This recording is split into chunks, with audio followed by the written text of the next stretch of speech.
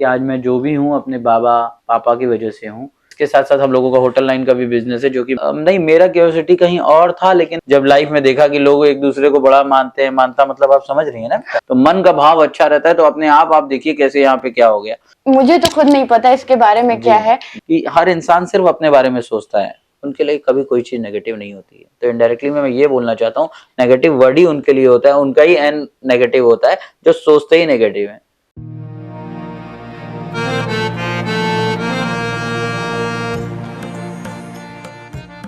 State Banarasi का आप सभी को प्यार भरा नमस्कारम। तो आज कुछ नया लेके आई हूँ। कहते हैं ना कि लाइफ में कुछ चीजें जरूरी होती हैं, रोटी कपड़ा मकान, तो उन्हीं में से बस एक चीज है जो आज हम चर्चा करेंगे। वो स्पेशली फॉर लेडीज है, लेकिन फिर भी आज हम जानेंगे उसके बारे में, कहाँ से वो जर्नी शुरू हुई थी और कहाँ पे है और कहाँ तक जाएगी वो। तो आइए जानते हैं हम। मेरा नाम अमित शिवरमानी है और मैं सुविधा साड़ी इंडिया प्राइवेट लिमिटेड से हूँ। जी हाँ, मैं बताना चाहूँगा कि जैसा कि कपड़ा, जैसे खाना बहुत ज़रूरी है, उसी तरह कपड़ा भी बहुत ज़रूरी है। और कपड़े में हम लोगों ने इमारत हासिल की है। मुझे बताते हुए ये बहुत अच्छा लगता है कि आज मैं जो भी हूँ अपने बाबा पापा की वजह से हूँ, जिनकी वजह से मुझे ये मौका मिला कि हमने आज सिर्फ बनारस शहर में ही नहीं बल्कि पूरे पूर्वांचल में एक अपना स्तंभ गाड़ चुका हूँ। तो मुझे ये भी बताते हुए अच्छा लगता है कि जब अपने तारीफ खुद मुझे करने में अच्छा नहीं है, जब मेरी ग्राहक मेरी तारीफ करे, वो ग्राहक से जब 4 ग्राहक बनते हैं, वो 4 से 40, 40 से 400, 400 से 4000, वो एक उसका जो अनुभव है वो बहुत अलग अनुभव है। उस अनुभव की मैं आपको वो नहीं बता सकता कि वो उस वक्त मुझे कितना अच्छा फील होता है, और कितनी मेरे बाबा मेरे पिताजी जो जहाँ कहीं भी रहते हैं, जैसे भी रहते हैं, जब उन तक ये बात पहुंचती है तो उनको बड़ी खुशी मिलती है कि वाह, आज बच्चे ने या मेरे बनाए हुए बिजनेस को इसने इस लेवल पे ले आया, एक स्तंभ गाड़ा है। और उस बहुत और विश्वास करता हूँ या विश्वास दिलाता हूँ आप लोगों को कि आगे भी बहुत ही ज्यादा अच्छा करूंगा। अब जैसे जर्नी की शुरुआत हुई है भैया, तो उस पर मैं पूछना चाहूंगी कि इसकी जर्नी, हम जैसे कहते हैं ना कि हम हिस्ट्री में जाते हैं तो उसमें सन होते हैं, स्टार्टिंग होता है, तो उसके बारे में थोड़ा बताइए हमारे व्यूवर्स को कि सुविधा अगर पूर्वांचल में है तो कब से शुरू हुई इसकी जर्नी। मेरे दादा ने इसको 70 साल पहले स्टार्ट किया था। तो हमारी दशाश्वमेध घाट के पास एक दुकान, छोटी सी दुकान रहा करती थी। उसके बाद फिर दुकानें बढ़ती गई। बाप की, चाचाओं की मेहनत, कहते हैं ना कि बिना एक अकेला आदमी क्या ही करेगा। हाँ। तो सबकी उसमें जरूरी है, सबकी एकता, सबकी यूनिटी। और आज के जमाने में एकता होना भी एक अपने आप में बहुत बड़ी वर्चस्व और बहुत बड़ी बात होती है कि भाई सब एकजुट होकर इतनी मेहनत कर दी है, जिसकी वजह से हमारी एक नहीं दो नहीं बल्कि आज शहर में 7 शाखाएं हैं। जी हाँ। इसके साथ साथ हम लोगों का होटल लाइन का भी बिजनेस है, जो कि मेरे चाचा साहब भी देखते हैं। लेकिन हम लोग जो भी हम लोग मिलजुल के अपना सारी चीजों को देखते हैं, और जो मिल के जो एकजुटता में पावर है, वो कहते हैं ना कि नहीं है। हाँ, अकेले में नहीं है। जी, ये तो है। खैर, मतलब इसकी शुरुआत जब हुई दादा बाबा, तो आपकी भी क्यूरियोसिटी साड़ी के ही बिजनेस में रही? नहीं, मेरा क्यूरियोसिटी कहीं और था, लेकिन पापा चाचा ने एक बात बोली समझा के कि बेटा मैं तुमको समझा रहा हूँ, तुम समझो और अपने बिजनेस को आगे बढ़ाओ। दुनिया बहुत अलग है, ये वो जैसा कि हर माता पिता सिखाते हैं। और मुझे उनकी बातें अच्छी लगी, क्योंकि उन दिनों मेरी चढ़ती हुई उम्र थी, या यूं कह लीजिए कि मुझे सीखने का बड़ा अवसर मिलता था। और मैं काफी, जब लाइफ में देखा कि लोग एक दूसरे को बड़ा मानते हैं, मानता मतलब आप समझ रही है ना, धोखा देना एंड ऑल चीज, तो मेरे उसमें से फिर लोगों के ऊपर से विश्वास उठ के मैंने अपने घर के ही धंधे को, जी हाँ, नाम मुझे घर के धंधे से मिला, पर कर्म, मेरे कर्म से फिर हमने उस धंधे को और आगे बढ़ाया। और विश्वास दिलाता हूँ कि अभी और आगे ले जाएंगे। अभी हाल ही में मेरी बात मीटिंग चल रही है मुंबई में, हम लोग वहां भी स्टोर खोलने की पूरी प्लानिंग चल रही है। मतलब मुंबई वाले अब हमारी बनारसी साड़ियां पहन के घूमेंगे। जी हाँ, सुविधा साड़ी बनारस वाले। वो कितना अच्छा साउंड कर रहा है ना कि जब साड़ी वाले तो सभी बोलते हैं कि भाई ये मेरी फर्म का नाम है, जब ये बनारस वाला वर्ड अटैच हो जा रहा है तो उससे हमारे बनारस का भी गौरव, हमारे बनारस की भी शान और रोशन होगा। हाँ, ये तो है। खैर, इसमें मतलब बनारस नाम का ही अपने आप में बड़ा बोलबाला है इस वक्त। आप ये देखिए ना, अब इससे बड़ा बोलबाला और क्या चाहिए। जिस बनारस शहर के लिए एक बार के लिए आदमी मुंबई वाले, दिल्ली वाले या आउट ऑफ इंडिया वाले सोचते थे, आज आउट ऑफ इंडिया वाले महाकुंभ के बहाने या बाबा काशी विश्वनाथ जी कॉरिडोर दर्शन करने के बहाने, माँ संकट मोचन और आपका गंगा जी आरती, क्या भव्य आरती होता है। कभी कई ऐसी आरती देखेंगे नहीं। और कभी भी कोई कार्य तभी अच्छा होता है जब उस इंसान उसको उतने ही अच्छे भाव से करता है जितने मन से सामने वाला उस चीज को देखने के लिए आता है या दर्शन करने आता है। तो मन का भाव अच्छा रहता है तो अपने आप देखिए कैसे यहाँ पे क्या हो गया। तो धन्यवाद है हमारे नरेंद्र मोदी जी को, अमित शाह जी को, जिनकी वजह से आज पूरा बनारस ही नहीं बल्कि पूरा पूर्वांचल, यूपी, पूरा सब जगमगा उठा है, पूरा भारत देश। बिल्कुल। जी अभी क्या, जैसे अगर मैंने कुछ रिसर्च किया है तो उसमें जी मुझे ये जानने को मिला है जी कि साड़ियों का व्यापार जो है जी वो ऑनलाइन मतलब डिजिटल की वजह से और उठ गया है। बिल्कुल उठ गया है। तो ऐसा मतलब सुविधा के साथ भी ऐसी चीज है? बिल्कुल, ये बताना बड़ी अच्छी बात है और आपकी बातों से मैं सहमत भी हूँ कि ऑनलाइन बिजनेस सिर्फ हमारे यहाँ नहीं पूरे वर्ल्ड में बिजनेस बहुत अच्छा बढ़ गया है। आज जो व्यक्ति अपने घर पे नहीं साड़ी मंगवा पाता है या नहीं आ सकता है वो हमारे पास, तो वो घर बैठे बैठे एटलीस्ट, जी हाँ सॉरी मैं बोला कि नहीं मंगवा सकता है वो गलत था। जो व्यक्ति अपने घर में बैठा है और वो चाहता है कि मैं अपने साड़ी मंगवाऊं और मैं किसी कारणवश वहां नहीं जा पा रहा हूँ, चाहे वो क्राउड के कारण, चाहे वो किसी भी कारण, हर इंसान की अपनी पर्सनल प्रॉब्लम होती है, तो वो एटलीस्ट घर बैठे बैठे ऑनलाइन से अपनी शॉपिंग भी कर सकता है। बढ़िया। जी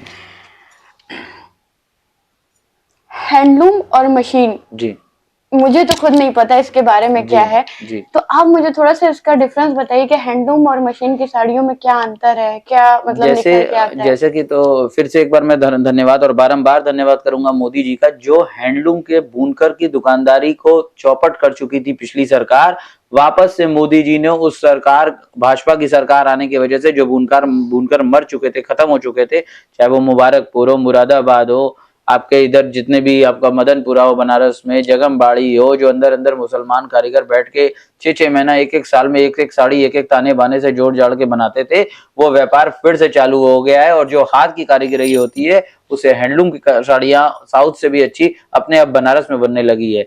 उसके अलावा अब आप बोलती हैं जो मशीन वाली थी, तो उसके लिए सूरत फेमस था, है और रहेगा। उससे अच्छा कोई काम नहीं कर सकता। जो सूरत का फैब्रिक और सूरत से मेन जो फैब्रिक हम लोगों का डिजाइनिंग वगैरह सारी चीजें होती है, चाहे कपड़े लाइन का कहीं भी होता है, वो सूरत में होता है। तो सूरत से ही वहां से जब आपका बनता है तो फिर उसके बाद कलकत्ता, मुंबई, दिल्ली, जयपुर, बाकी सबकी जगह की अपनी अपनी प्रसिद्धता है और वो सब फिर उसमें अपना कार्य को अच्छा करते हुए अपने अपने सब हर इंसान उसमें सफल रहता है और करता है। ये तो है।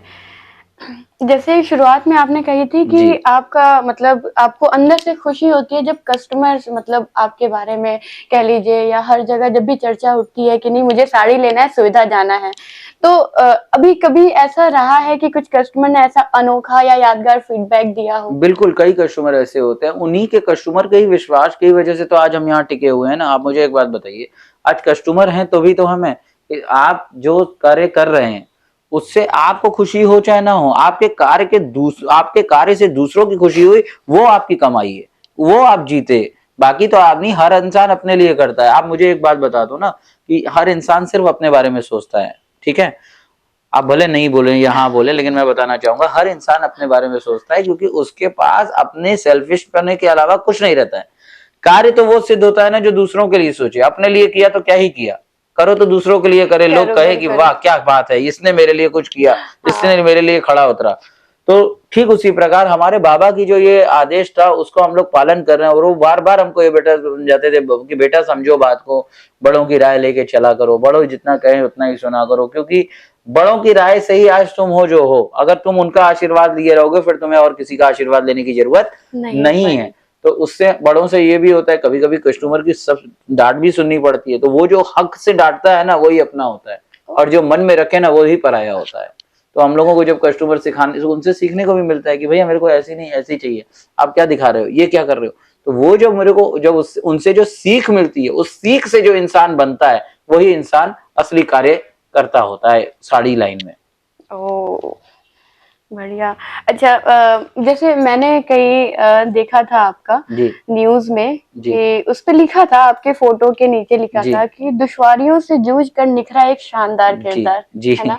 उसके बारे में थोड़ा बताइएगा। मैं क्या ही बोलूं अपने बारे में, जब आप पढ़ ही लिए तो ठीक है मैं बताता हूँ आपको। मैं अब अपने मुंह से क्या बोलूं, मेरी लाइन दूसरी थी। मैं थोड़ा सा बचपन में दुष्ट निकल गया था, और मुझे ये बताते हुए जरा भी कुरेच नहीं है। और दुष्टता के साथ साथ मैं दुकान के प्रति उतना मेरा मन नहीं लगता था। फिर एक बार क्या हुआ, मेरे चाचा साहब पनामा गए, तो वहाँ बैक सपोर्ट के लिए चाहिए था। वो अपने लिए नहीं बुलाए थे, वो उनको पनामा जाना था और दुकान पे मेरे क्राउड थे, तो वो चाहते थे कि एक आदमी स्टैंड होके हाँ, यहाँ रहे। लेकिन ठीक है, मेरे लिए तो अच्छा था ना। वो मुझे वहां पे फिर बैठाए, फिर मेरे चाचाओं ने, फिर मेरी जल्दी किसी से पटती नहीं है, शॉर्ट टेम्पर हूँ, तो मेरे को सिखाया गया, उन्होंने समझाया कि बेटा देखो ऐसे नहीं, ऐसे ऐसे नहीं, ऐसे। फिर जब मैं खुद जो चीजें मेरे बाप चाचा झेलते थे, जब वो मेरे ऊपर पड़ने लगी, तब मैं उन चीजों पे, मैं उन मोह माया में फंसता चला गया।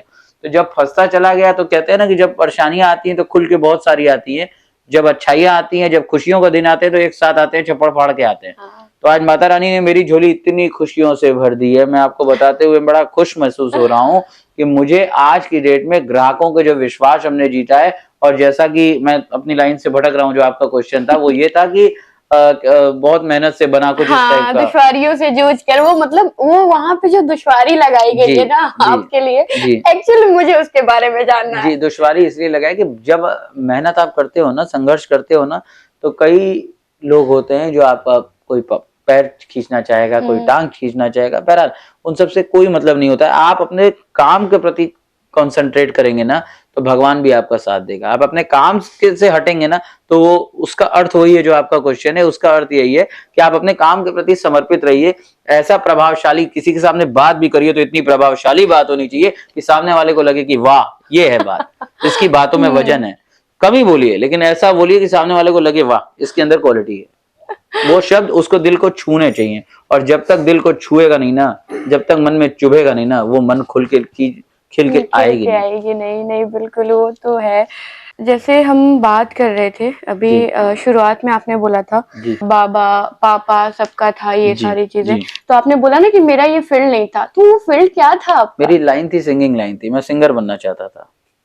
माई aim was to become a singer. Okay. और मैं इंडियन आइडल तक भी गया था, सारेगामापा में भी गया हुआ था। पर उस वक्त फिर मेरे घर के जब बिजनेस बढ़ रहा था, और मेरे माता पिता का बड़ा इच्छा था कि छोड़ो घर में, मेरी दादी भी कहती गवैया बनबा का, ढोलक उलक बजेबा, गाना गाओगे? हम कहे नहीं माँ, मेरे को सिंगर बनना है। थोड़ा सा उस वक्त अच्छे गाने भी गा लेता था, गुनगुना भी लेता था, 2-3 शोज भी किए मैंने। उसके बाद फिर मेरे पापा ने बोला नहीं, तुमको बिजनेस देखना है। तो जब पापा बोल दिए, तो मैं मान के चलता हूँ कि जो माता पिता बोले वही। कभी कभी नहीं भी सुनता हूँ, मुझे कोई बात नहीं अच्छी लगती, नहीं करता हूँ, लेकिन एटलास्ट होता वही है जो मम्मी पापा बोलते हैं। तो अब उस स्टेज पे आ चुका हूँ इतनी बढ़ती उम्र के बाद, कि अब जो वो बोलते हैं वही मानते हैं, चाहे वो गलत हो चाहे सही हो। क्योंकि मुझे मालूम है कि घूम फिर के जब उनका बोला ही हुआ सही होना है, तो क्यों ना हम उसको पहले से ही माने और उसको सही करने की पूरी कोशिश करें, और उनके बेहतर वर्ड्स को बेहतरीन बनाएं। अच्छा, मतलब सिंगिंग के उसमें था, जी फिर उसके बाद इसमें आ गया। बिल्कुल। तो जो साड़ी का हमारा है प्रचलन, जी वो अब सुविधा ऐसा भी है कि हमें विश्व स्तर पे भी देखने को मिलेगा। जैसे कुछ फॉरेनर्स आते हैं, जी हमें कलरफुल मतलब उसमें क्या कहते हैं, जी ड्रेसेस में देखते हैं, जी तो उनकी एक क्यूरियोसिटी होती है, वो हमसे जी आके पूछते हैं जी। ये कहाँ से लिया, क्या है, वो उनकी चीजें हैं। तो ऐसा है कि आने वाले वक्त में ऐसा कुछ देखने को आपके मिलेगा। चैनल को मैं धन्यवाद कहना चाहूंगा कि आप लोग इतने अच्छे क्वेश्चंस, चाहे आप लिख के आए हो या जो भी आपका कॉन्सेप्ट हो, कि आपके बारंबार, मैं आपके चैनल और आपके साथ पूरी आपकी पूरी टीम को धन्यवाद करूंगा कि आप भारत के बारे में ही नहीं, आप विदेशी फॉरेनर्स के बारे में भी। और ये मैं वादा करता हूं कि कभी मुझे मौका मिला तो मैं आपके इस पॉडकास्ट चैनल को और भी अच्छे से प्रमोट करूंगा। सिर्फ इसलिए नहीं कि आपके वर्ड कि आप मतलब भारत में रह के भी आप विदेशी के बारे में सोच रही है, विदेश पूरी नागरिकता के बारे में सोच, ये बहुत बड़ी बात है। जी, अब आप क्वेश्चन पूछिए। हाँ, जैसे अभी क्या कहते हैं, आपने देखा होगा कि वृंदावन मथुरा में हमारे उससे कम मिलेंगे जितने फॉरेनर्स आपको इस्कॉन मंदिर में और इन सब जगह पे हमारे ट्रेडिशंस को फॉलो कर रहे हैं, है ना। और हमारे जो कल्चर है वो फॉरेन कल्चर की तरफ भाग रहा है। अगर आप इसको मतलब नहीं, यहाँ मैं आपको रोकना चाहूंगा, हमारा कल्चर फॉरेन कल्चर की तरफ नहीं भाग रहा है। मैं एक बार फिर से बारंबार, जैसे कि मैं रेडी की तरह उनका धन्यवाद कर रहा हूँ इस सरकार, इस भाजपा सरकार का, मैं, क्योंकि हाँ, मैं हूँ बीजेपी सपोर्टर और रहूंगा बीजेपी सपोर्टर। मैं आपको बताना चाहूंगा कि ये कल्चर नहीं भाग रहा है हमारा, बल्कि हमारा कल्चर जाग उठा है। जो अभी तक सो रहे थे, हिंदुत्व एक बार जाग उठा है। जाके आप देख तो आइए अयोध्या, मुझे नहीं लगता कि आप लग रहा है गई हैं, तभी आप ऐसे बोल रहे हैं। नहीं जाइए, मूर्ति देख के आइए श्री राम भगवान की, जाइए बाबा काशी विश्वनाथ कॉरिडोर देख के आइए, जाइए संकट मोचन। सिर्फ इतना ही नहीं, वृंदावन चले जाइए, मथुरा चले जाइए, भारत में कहीं भी किसी मंदिर में जाग जाइए। पहले आप जाते थे फॉरेन, मैं आपसे बताता हूँ, मैं ही गया था, तो पहले इंडियंस का उतना महत्व नहीं था। अब जब इंडियंस अपने जब फॉरेन जाते हैं तो वहां के oh you are from India, okay okay have a seat, oh Modi Modi, आप समझ रहे हो वो क्या हाँ, क्या कर दिया उन्होंने। हाँ। जय हो मोदी जी की भैया, जय हो, धन्य है इस भारत देश को भगवान मिला है। आप ये समझिए ना टूरिज्म कितना बढ़ गया। हाँ। सैल्यूट है नितिन गडकरी साहब को, क्या रोड बना दिया उन्होंने, सैल्यूट है। और योगी जी को, भाई आ रहे हैं, अब इतना बड़ा महाकुंभ हो गया। आप ये समझिए कि भारत की जनता जैसे इतनी अकल नहीं थी कि क्या कहना है, कहाँ थूकना है, थूक, इतना डिसिप्लिन में ले आई चीजों को, उसके वजह से आज सारी चीजें डेकोरम मेंटेन हो गई है। किस तरह लोग जा रहे हैं, इतना बड़ा मैनेजमेंट, कुंभ जा रहे हैं लोग, नहा रहे हैं और अपने आराम आराम से घर जा रहे हैं। ठीक है भाई, थोड़ी बहुत तो घटना होती रहती है, विपक्ष है, विपक्ष कुछ ना कुछ तो कम ना कुछ तो करता ही लेगा, लेकिन उसके बावजूद सैल्यूट है इस देश के सरकार को, सैल्यूट है योगी जी को, सैल्यूट है हमारे नरेंद्र भाई मोदी जी को, और सैल्यूट है माननीय अमित शाह जी को। मतलब पॉलिटिक्स और ये सब एकदम रग रग में भरा है। मेरी बात समझो बहन, मैं पॉलिटिक्स भरने की चीज नहीं है, मैंने बोला ना मैं बहुत दुष्ट था, मैंने आपको बताया जैसा, और मैं जिद्दी भी हूँ, तो मुझे कोई फर्क नहीं पड़ता है कि आप पॉलिटिक्स भरे या कोई कुछ बोले, आई डोंट केयर, बोलने दो, लेट देम स्पीक। तो इसलिए ये भरा हुआ है ना, क्योंकि मैं देख रहा हूँ ना, मैं जब से, आज मेरी 33 साल उम्र हो गई, आज 33 साल होश संभाले हो गए, मैं ये देख रहा हूँ कि आज तक किसी और सरकार ने या किसी और बिजनेस की वजह से किसी और चीजों में आज तक ऐसा माहौल नहीं। ये जो आप आज बैठ के वीडियो और पॉडकास्ट बना रही है ना, तो इस सरकार की ही मेहरबानी है, नहीं वहाँ इतना मीडिया जागरूक हो गया, सारी चीजें हो गई, लोग सोशल पे आ गए, लोग घर पे बैठे बैठे अमेज़न पे मूवी देख रहे हैं, सारी चीजें हो रही है, तो सब चीज बढ़ रहा है। और मेरे पास कुछ शब्द हैं, इतना भी मैं रमा हुआ नहीं हूँ जितना आप बता रही हैं, कि मैं वो शब्द मेरे जुबान पे अभी तक नहीं आ पा रहे हैं कि मैं ये मैं वो ना, मैं तारीफ करूंगा अगर कोई इतना भी करता है, तो इतना कर रहा है, सोच रहा है ना। कुछ तो वो है जो अपने घर से निकले ही नहीं, वो सो रहे हैं, उनको होश ही नहीं है कि कहाँ क्या बात करना है और कौन क्या। आजकल हर कोई समझता है कौन क्या बोल रहा है और कौन कहाँ से बोल रहा है, क्या बोलना चाह रहा है, हर समझता है। ये कम बात है कि पूरा देश जाग उठा है, हर हर महादेव के नारे, बाबा काशी विश्वनाथ कॉरिडोर रह गया। आज बनारस में आपके पास कौन नहीं आ रहा है, ये बता दीजिए। महाकुंभ में इन्होंने मेला करवाया, कौन नहीं आ रहा है, तो क्यों मैं नहीं तारीफ करूं। ऐसा मेला, ऐसी रफ्तार, ऐसी भीड़, क्या टूरिज्म को बिजनेस नहीं मिला? हमारे पास टूरिज्म की वजह से बिजनेस बढ़ रहा है, तो हम क्यों नहीं उनकी तारीफ करेंगे।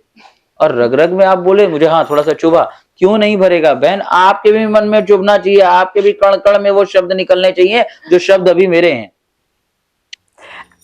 ये टूरिज्म बढ़ा, सारी चीजें हुई, बिजनेस बढ़ा लोगों का, जी आपने पॉजिटिव किया। मैं इस पे एक चीज कहूंगी कि इसका कोई नेगेटिव फेस भी है।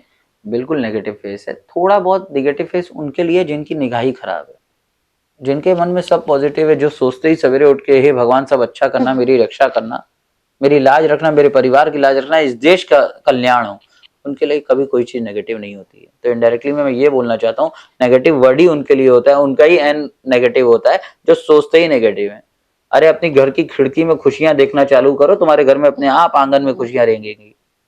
और जब तुम्हारी सुबह ही रेंगेंगी नेगेटिव से, तो तुम्हारा जीवन में कभी पॉजिटिवनेस आ ही नहीं सकती। जैसे बनारस का इतना प्रमोशन हुआ, सब कुछ हुआ, विश्वनाथ मंदिर में लोग मतलब आए दिन लाखों लोग आ रहे हैं जी, तो बनारस में दिन पे दिन क्राउड बढ़ रहा है, तो उसका क्या मतलब आप अपने नजरिए से उसको बताइए कि उसको किस वे में लिया जाए, क्योंकि कभी कभी होता है हमारे बनारसियों के लिए निकलना मुश्किल हो जाता है। पहले तो उस बनारस वासियों को कभी कभी मुश्किल होता है। आप ये देखो, ये कुछ दिन की बात है, ये कोई भी चीज आज तक जीवन में टेम्परेरी रहती है, परमानेंट कुछ नहीं हुआ, राइट। तो मैं आपसे ये पूछना चाहता हूं कि अगर आपके कुछ दिन की दिक्कत की वजह से अगर पूरा भारत देश आपका पूरा बनारस घूम जा रहा है, आके घूम जा रहा है या वापस जा रहा है, तो ये कम है क्या कि आपके बनारस का नाम रोशन हो रहा है? क्या उस रोशनी के आगे, उस चिराग के आगे, उस दीपक के अलावा कोई उसकी कोई वैल्यू नहीं है? नहीं, बात बिल्कुल सब आ रहे हैं, सब देख के जा रहे हैं, क्या बात है, हर हर महादेव, पूरी दीवारें गूंज उठी। विश्वनाथ गली चले जाइए, आप दशाश्वमेध रोड चले जाइए, चाहे गौदलिया में, आप बनारस के किसी भी जगह जाइए, बनारस आदमी आ क्यों रहा है? आपके बनारस में क्या है? हमको देखने आ रहा है, आपको देखने आ रहा है? नहीं भाई, वो बाबा काशी विश्वनाथ दर्शन करने आ रहे हैं और गंगा आरती देखने आ रहा है, मेन टारगेट इनका। और बाकी संकट मोचन और बाबा काल भैरव जी आ रहे हैं। बनारस में ऐसा एज सच कुछ घूमने लायक नहीं है, लेकिन जो शक्ति है, यहाँ के लोग भगवान को भी आशीर्वाद देते हैं, ए जा खुश रहा। ये मैंने एक अभी मैं परसों देख रहा था, रील देख रहा था, इनकी तो थी वो मनोज बाजपेयी जी की। बता, आप समझ रही हैं, यहाँ के लोग भगवान को आशीर्वाद दे रहे हैं, इसका मतलब वो उनसे भी बड़े भगवान है कि अपने आप में कम है क्या?